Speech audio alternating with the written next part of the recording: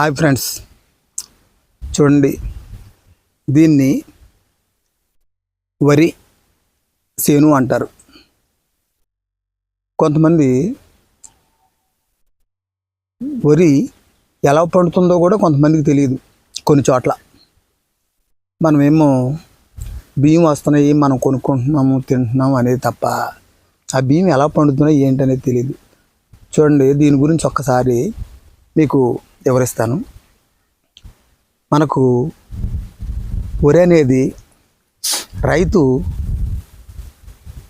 కష్టపడి దుక్కు దున్ని నారు పోసి మళ్ళా నారు తీసి వేరే చోట దుక్కు దున్నుకొని దమ్ము చేసి దాంట్లో నాట్లు వేసుకొని అది నీళ్ళు ఎక్కువ అవ్వకుండా తక్కువ అవ్వకుండా జాగ్రత్తగా చూసుకొని పురుగు పడద్దేమో, అలాగే తెగుళ్ళు వస్తాయేమో అని అనుక్షణం సంటిబిడ్డలా కాపాడుకుంటూ ఆ పైరుని చేతికొచ్చే వరకు పెంచి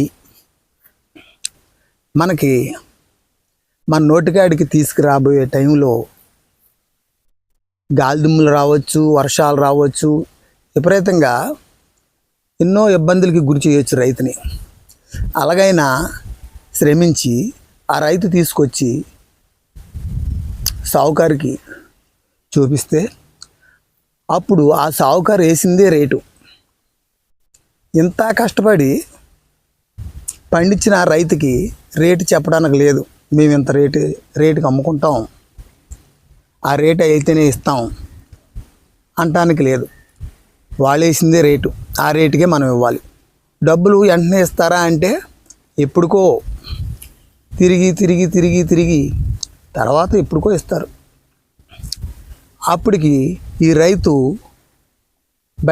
బయటికి అప్పులు తెచ్చుకొని అప్పులకి ఈ వచ్చే డబ్బులు ఆ వడ్డీకి ఈ పెట్టుబడులకి సరిపోవట్లేదు.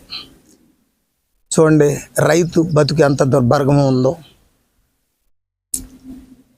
ఇంత మనకి నోటి దగ్గరికి ఇంత తయారు చేసి మనకి ఆహారం పెట్టిన రైతుకి ఆత్మహత్యలు, ఈ అప్పులు తీరక వ్యవసాయం చేసే వాళ్ళకి, ఈ ఆహారం పండించే వాళ్ళకి తీరా మనం తీసుకొచ్చేది ఏంటంటే ఆత్మహత్యలు.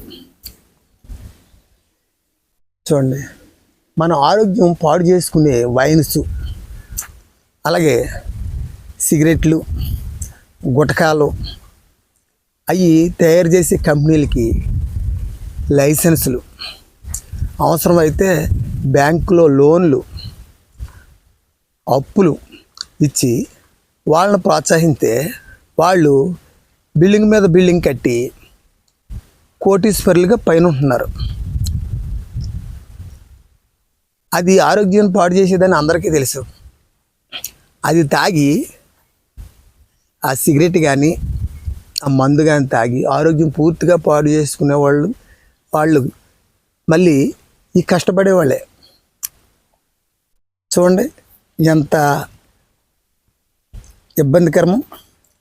మనకు ఆహారం పెట్టి, ఆరోగ్యవంతమైన ఆహారం పెట్టి తయారు చేసే రైతుకేమో